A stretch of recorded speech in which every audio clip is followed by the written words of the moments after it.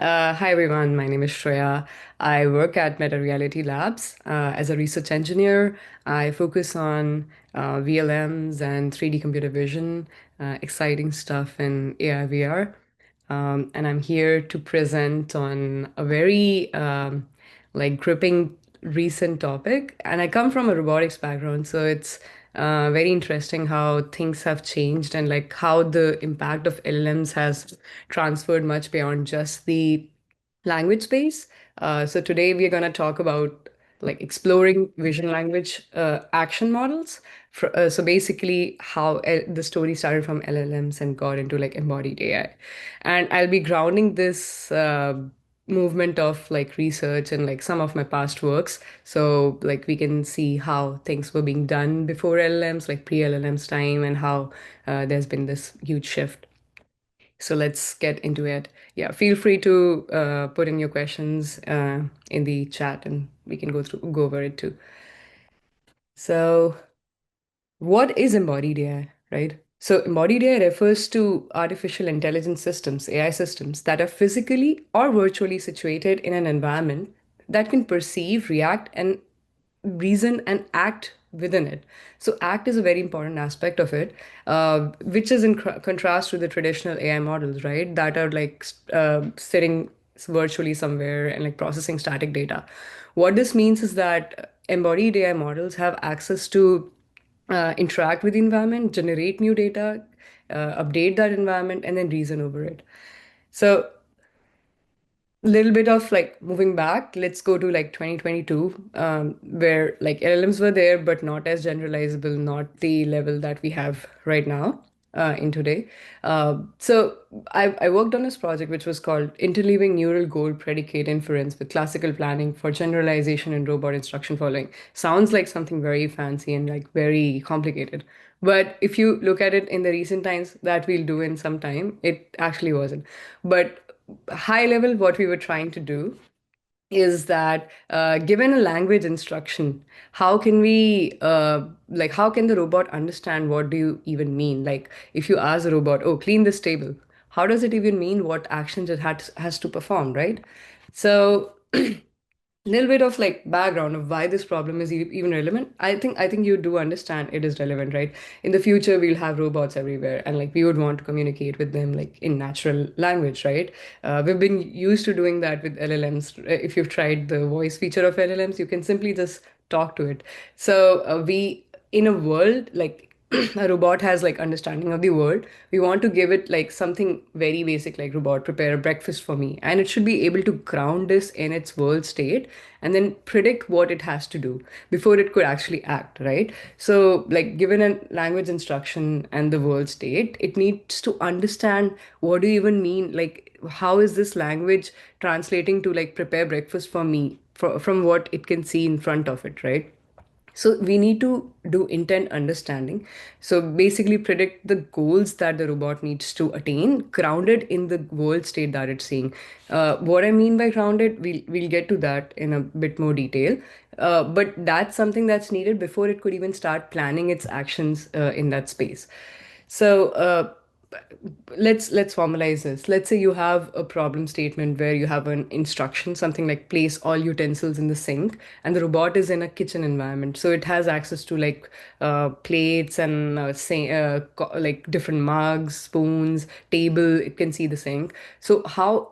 So it has the understanding of the world around it, and what we actually want this to understand this language and break it down to is basically place these items in the sink. Like if there is, in this context, if there is two plates, one spoon and one fork on the table, you want to ground this and then like be able to convey to the robot that it plate this like put this plate one in sink, plate two in sink, spoon in sink, and fork in sink. But that's not a very convenient way of like explaining it to the robot, right? Like if what if you had like 100 different items on the table and you wanted it to like just say all place all utensils in the sink. It's I think it's much nicer if the robot could infer that by itself, right? So that's like the goal of this problem basically. What how we tackled this in 2022, where we didn't have like very strong LLMs back then, was like training models. Like, so gathering a lot of human demonstrations where we have like a language instruction and then a human performs this, maybe in the real world where we log it, or like maybe in a simulator, the way like the project I was working on, we had like a virtual home simulator. So for we'll have like huge data of like person doing different tasks in the simulator environment, like making the agent move from one place, pick the plate, put it in the sink, and things like that. And we had like a lot of data on human demonstrations, and we tried to learn how it can come up with predicting those states of the state corresponding to a language instruction. And this problem was challenging because you can imagine, even for like 20 objects in the environment with probably let's say 20 different states, there would be like 20 into 20 different combinations of things that you can imagine. So it's a very huge hypothesis state. Like let's say grasping robot kettle, so like how it's gonna do this is like in multiple steps. First move to the kettle, then grasp the kettle, and hence like this grasping the kettle also comes with a side effect that robot is near kettle, and things like that. So how to tackle this problem of like huge state space and like hypothesizing. This is also like a toy problem, so you can imagine in like real world this can be like really huge. So the way we approached this problem was like breaking it down. So like from an instruction, we trained a GoalNet, which was a neural network model that was trained on all the human demonstration data that I just described. And we broke it down that the GoalNet would predict like one small predicate, like next step for the robot to follow, but grounded in its world. And then we pass it to a planner that gives you an action. So place pillow on bed. Let's say this is a very simple example. What the agent needs to do is like first move close to the pillow, right? And then go through the classical planner, which give outputs an action. Okay, like this is like the goal, okay, that the robot should be near pillow, but then we ground it into action that okay, robot should move to the pillow. We do it in the simulator, update the state, get the updated state back to our goal net, and then see okay, now this is the updated state, this was instruction, what should be the next step. And then we break it down and then we churn it, and like it's an autoregressive kind of approach where you predict a predicate, ask the planner to act on it, update the state of the world in the simulator, and then move forward. So this was a very interesting neurosymbolic way where we interleaved like a neural network along with a classical planning component. And this turned out to be very useful in the settings of like very long context prediction. So like let's not look at like the mathematical formulation, but just to understand what was going on. We had like by this time we had like GPT, initial GPT versions, and some really good like word encoders. So like these are like models trained on like a lot of common sense data. So we were encoding these language instructions and the world state using these encoders like BERT.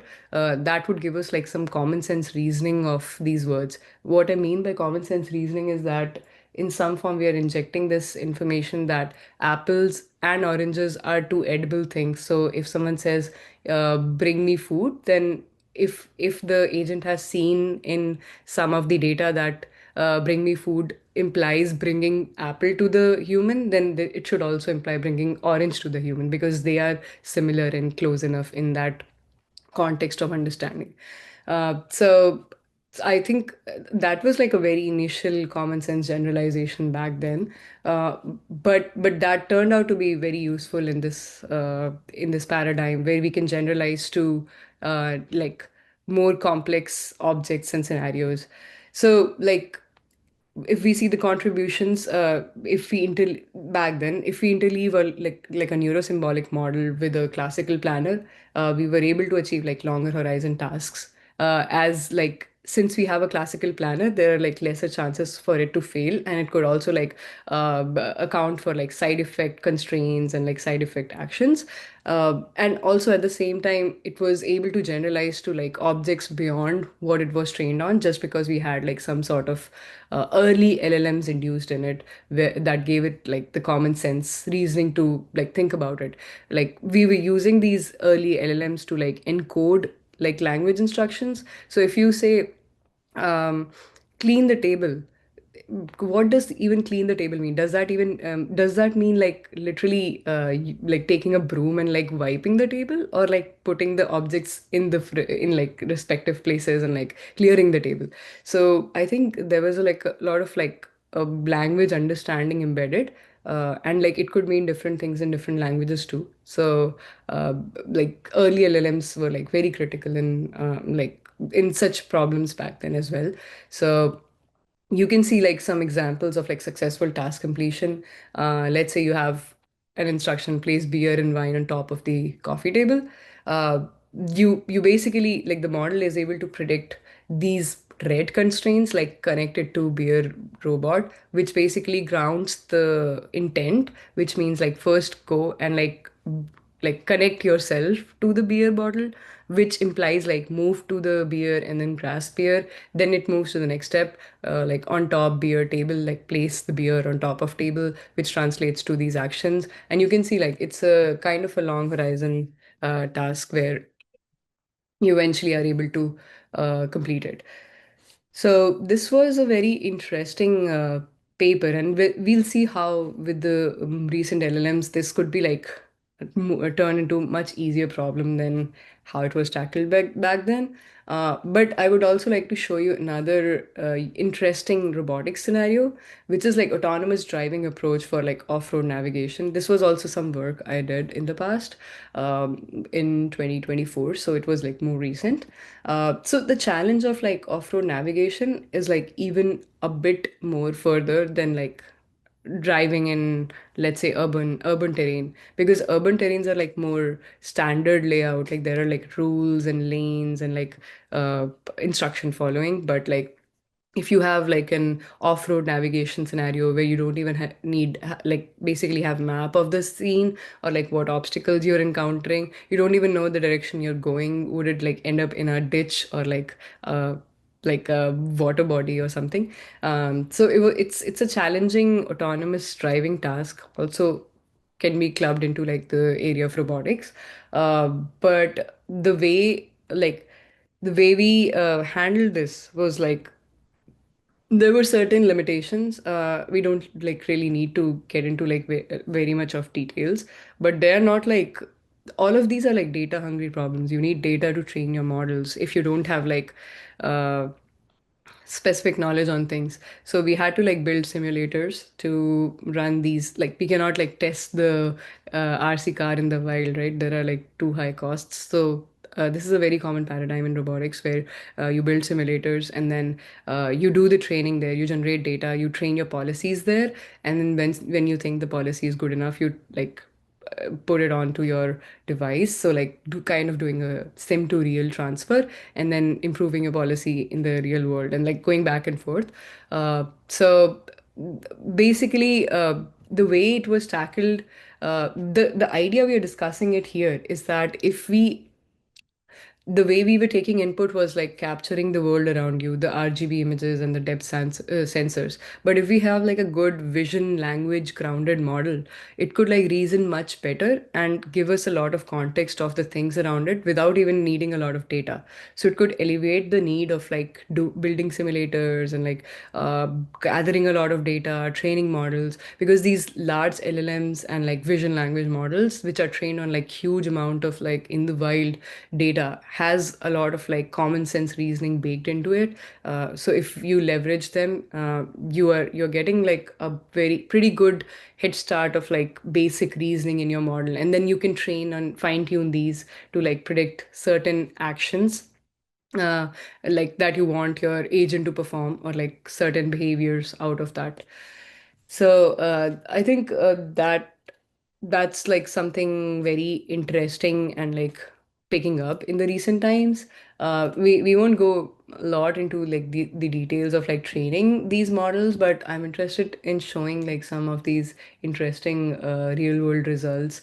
Like these are like the results in the simulator, how like the agent traverses like uncharted terrains. Like it doesn't have any knowledge. Like it could only see like a field of view of like whatever is in front of it, and then it has to make decisions.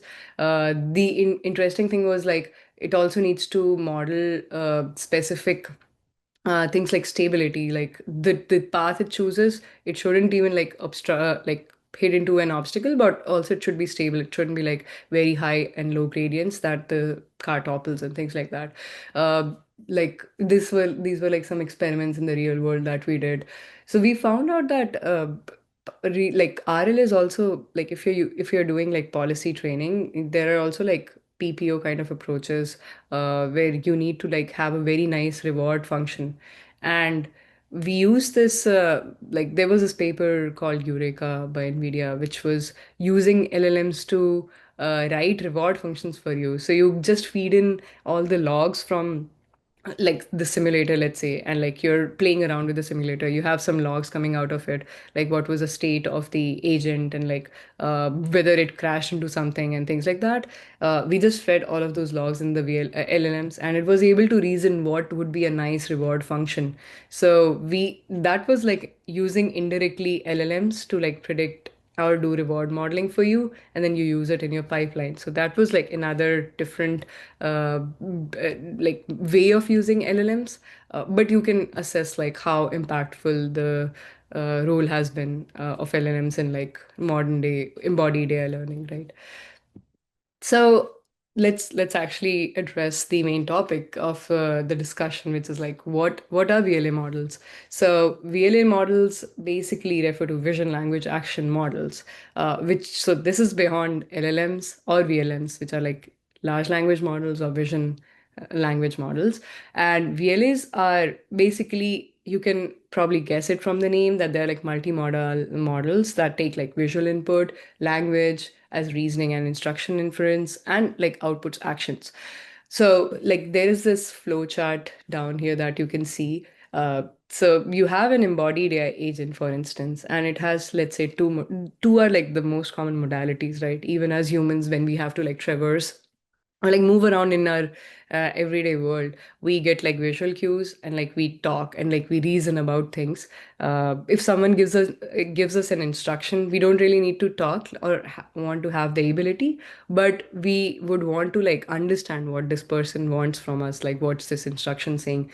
So the way we can leverage these host of like LLMs in the recent times is like to understand the language instruction and basically use VLMs, like the different like vision models, to encode whatever we are seeing and ground it in our understanding, so that we are able to perform in the environment. So you can see like you have the state of the world, like imagine a embodied AI agent, it's looking at the environment around it, and then you can just use off the shelf like pre-trained visual representations to basically make sense of like what it's seeing, what's in front of it, and then have a pre-trained language model that could encode the instruction that it receives, and then it could leverage both of those informations into an action decoder that could like be based on like reinforcement learning or dynamic learning, but at least it has like the information encoded. And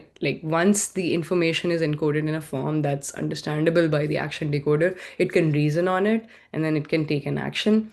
uh, and like once you take an action, the world model updates. Now you have new like you're in a new state, you have a new signal of what's in front of you, what instruction you're following. So the VLA models have like really like given us that common sense, like baked in common sense into these models, and like made training embodied AI like much better than like what it has been, for sure. Uh, you can see like basically VLA models address the language conditioned robotic tasks pretty well. Uh, like I'll also show you the example of like how GoalNet could be done in the present times. But you can see that like they enable the policy to understand language instructions, visually perceive the environment, and generate appropriate actions requiring the multimodal capabilities. And that like this deep reinforcement learning is a very tough problem in itself, and like getting it to work in the real world. Where the state space is huge and also unpredictable. Like even if you perform an action, whether it would lead to the planned outcome is also very stochastic. So I think VLAs often offer like superior versatility, dexterity, and generalizability in complex environments, which is like very core to getting these embodied AI agents into the real world. And they're very suited to both like controlled environments like factories where they know like there's this assembly line and you have to do perform specific tasks, and even everyday tasks like in household environments like you just saw the GoalNet example. And all of this comes on top of like good LLM models that have been built by like some of the examples are here, but like there are so many uh, and even like good ones coming up. And then also VLM models. um, so basically, we can safely say that the evolution of VLA is built on the success of large language models, and it has emerged from good LLMs and VLMs. They utilize vision foundation models and coders to obtain pre-trained visual representations and encode instructions, as I said, in token embeddings for their LLMs. So just to see on a high level how we can leverage these VLMs into doing our tasks. So for something as simple as like clean up the room, what you could do is like have a high level task planner, which would be like an LLM or VLM. You can imagine even like if you give all of this information, like these are the things, let's say, imagine writing a prompt to Chat GPT or like some LLM saying like these are the things, these are the objects in my room, and this is the current state of my room, like just describing it in natural language. And then you say, if I want to clean up my room, what are the things I need to do? And I'm pretty sure it will come up with some good, decent, it might not be like exhaustive, but some good, decent tips on like what things you can do to make this room appear cleaner in the in our everyday context. So it can come up with like pick up your toy car, move to the coffee table and put near the camera and things like that. But the problem is that how are these instructions even useful to like a robot? Like you can understand that, you can perform those tasks, and like you can move your arms to do those tasks, right? But how does that translate to a robot, right? So the way we going back to the GoalNet example, if we have LLMs, the way we could do that in present days, something like place all utensils in the sink is like few shot prompting. So we tell these LLMs like for this example, like for this instruction, we want some outputs like these. So like you should make use of like the instruction and the current state of the world, and then predict something like these, and like you give just few examples and then model is able to understand, okay, I have to predict something in a similar context, this is like a template that I need to follow, and I need to reason on these language instructions based on all the information that I have, world level and like different paradigms, and then use the world state to see, okay, what fits in these paradigms of like cleaning the room, and then output it grounded in my world state. So this is like a very simple use of VLAs, not really training, like just using like fine frozen LLMs, like good quality LLMs. So you can directly get it to output these and then pass it. This is something that the robot can understand because it has some understanding of the world state. It knows, like if we have some classical planners that are grounded in action space, if you say in plate one sink, it knows like it has to pick up the plate one and put it in the sink. So we need to like get that level of robot understanding capability, and then we can leverage a lot of like classical planners to do tasks. So I think in the interest of time, we can like just look at like what are three major lines of research in VLAs these days, and then I'm happy to take some questions. So you can see there are like different components that could be optimized. One is like just improving these VLMs and LLMs to improve like the accuracy of like perception of the world, like having good vision encoders, like world models, dynamic models, getting better LLMs. Uh, Definitely would improve the understanding of our world, and then eventual like robot instruction following tasks in embodied AI. Then also like we need to like improve the low level action prediction mechanism, right? Like we have to improve like our policy learning approaches, how we can integrate like reinforcement learning as efficiently into our pipeline. One example that shared in the like in few slides back was like in autonomous driving, how we leveraged LLMs to like predict just the reward model and then use that to train our like proximal PPO policy, and then like getting better high level planners, even like decomposing user instructions into executable subtasks. So in the previous example of GoalNet, the paradigm that we followed, like for long instructions, let's break it into smaller subtasks and ask the agent to like just perform that small task and then update the state and then move to. So like how, like what level of fidelity should the LLMs be predicting the plans and like letting the agent like act on it and like do the control level planning on it. So I think those are like some very interesting lines of research, and like we'll see some very cool advancements in those in the recent times. And I'm very excited about the future. So yeah, that brings us to the end of the talk, and I'm happy to answer some questions too.